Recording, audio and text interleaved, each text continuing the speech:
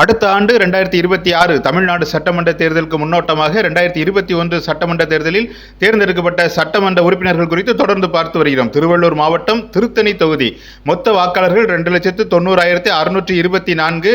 வாக்காளர் பட்டியல் திருத்தத்திற்கு பிறகு 2,76,906. பதிவான மொத்த வாக்குகள் 2,30,959.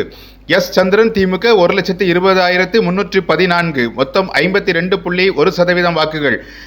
ஜி. ஹரி அதிமுக 91,061 வாக்குகள். எல். அகிலா நாம் தமிழர் 12,007 வாக்குகள். டி. கிருஷ்ணமூர்த்தி தேமுதிக 3,928 வாக்குகள். வெற்றி வித்தியாசம் 29,253 வாக்குகள். முருகனின் அறுபடை வீடுகளில் ஒன்று திருத்தணி.